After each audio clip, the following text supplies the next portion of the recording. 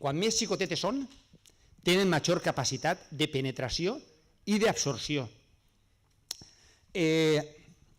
A més, quan més menudetes són, en la seva superfície externa augmenta la capacitat de poder transportar diversos contaminants que de l'altra forma no anirien i no penetrarien per la via respiratòria. Quan una partícula és molt grossa, primer de tot no flota en el vent, se queda un tros de palla, un tros de qualsevol cosa se queda. Quan és més menudeta sí que flota en el vent i en teoria té que penetrar dins del nostre organisme. El nostre organisme té uns mecanismes defensius per a que no penetren, perquè és un contaminant que no està en l'aire que hem de respirar. Quin és el primer filtre? El primer filtre són els peleix que tenim en el nas, que serveix per a estar d'una forma d'un costat i d'altre i de davant i de darrere, fer una mena de filtre per a que un trosset de partícula lo suficientment gran i tal perquè se quede cap ahí i que no entre cap a dins i que lògicament no ens doni sensació d'ofec i de començar a esternudar i a tossir i tal. En segon lloc i tal, tenim que quan impacta, que són més xicotets, impacten en la mucosa respiratòria, un determinat tipus de pol·len en alguna persona al·lèrgica, es comença a esternudar, és a dir, a base d'esternudar intentem tirar cap a fora i en la producció de mucositat que ens fa assonar-nos i eliminar aquest tipus de contaminant que se queda més o menys atrapat o agafat en aquesta substància mucosa que forma el moc, la mucina, fonamentalment. Bé, quan és més menudet, atravessa els cilis o els peleix del nas, atravessa, no impacta en la mucosa del nas, penetra cap a la gola i va travessant tota la corrent principal de l'aire fins a arribar als pulmons i finalment, de la mateixa forma que l'oxigen entra dins de la sang per esporos que n'hi ha en els alveols pulmonars i s'elimina el CO2 que produïm en el nostre metabolisme, què passa? Doncs mire, que els poros on entra l'oxigen i el CO2 mesuren 0,2 micres i n'hi ha nanopartícules que arriben a tindre un diàmetre menor de 0,001 micra.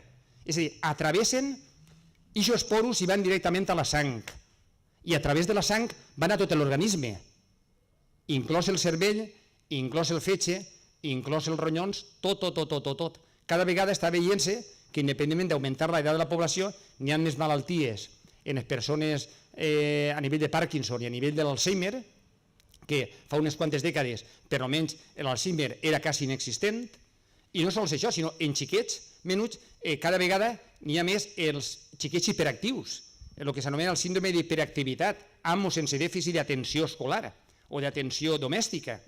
És a dir, per què?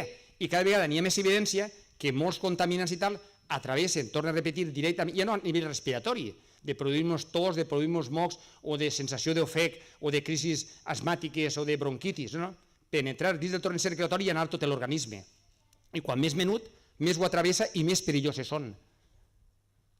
Aleshores, malalties i mortalitat prematures en persones majoritàriament vulnerables, persones de la tercera edat, que anteriorment també ho dia, i en els xiquets, conforme estic també comentant, per malalties respiratòries, vasculars, cardiovasculars, també arriben lògicament al cor i a les coronàries i també se ressenten, i cardíaques i del sistema nerviós central. En Europa, segons dades de l'Agència Ambiental Europea, en l'any 2003, la mortalitat produïda per l'exposició a llarg termini, la relació immediata causa-efecte no és.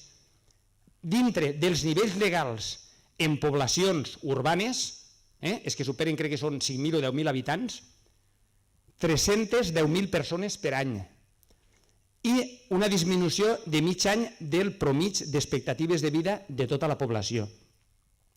A l'estat espanyol, l'any 2004, 17.000 morts, sumen vostès els morts per terrorisme, per suïcidis, per altres i tal, i vegen les produïdes per les partícules dintre de nivells legals en poblacions urbanes, ja no parlem quan s'excedixen, que vostès saben que en molts indrets i tal, on hi ha una forta industrialització, s'excedixen d'aixòs nivells legals que diuen.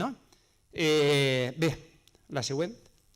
L'Organització Mundial de la Salut, l'any 2003, va dir que no existia un nivell de concentració segur per a la població, és a dir, que per sota del qual no ocasionen algun efecte advers en la salut humana de les partícules, fonamentalment micropartícules i nanopartícules, per tot el que s'he comentat jo a vostès anteriorment. Quan un contaminant és hidrosoluble, l'organisme humà, de forma natural, pot eliminar-lo més fàcilment. Per què?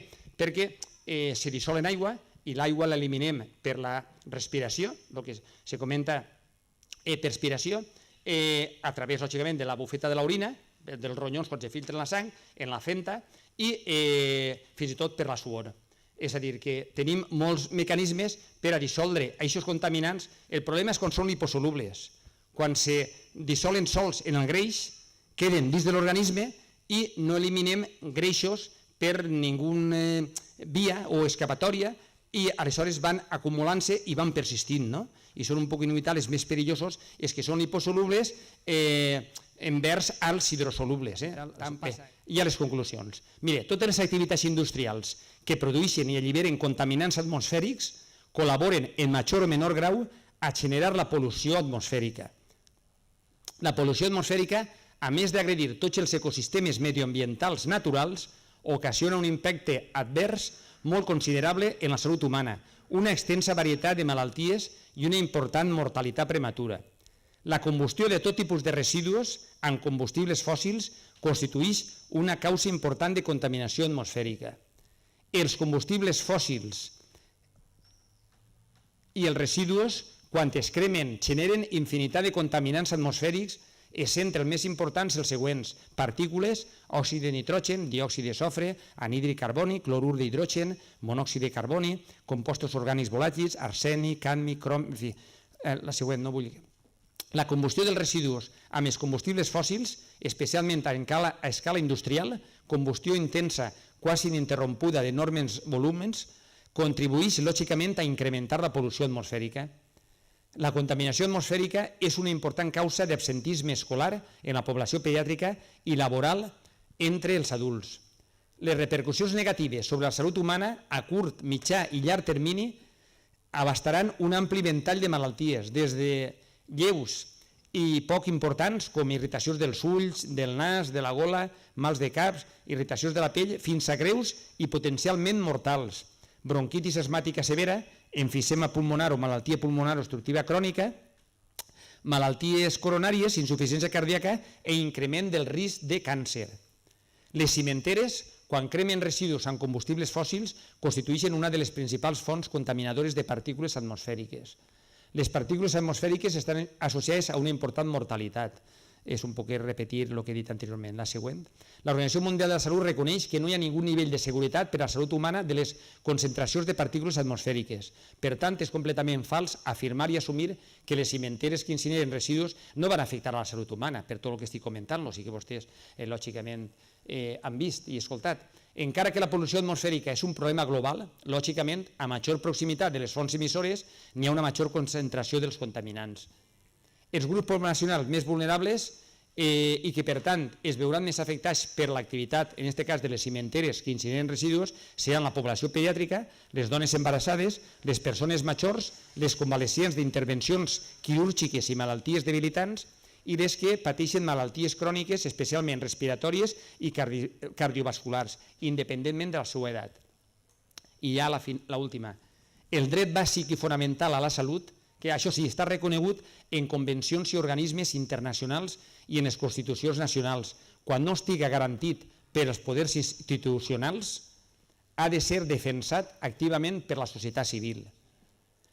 Bé, jo a principis donava les gràcies per la seva assistència i ara vull donar-los també les gràcies per la seva atenció.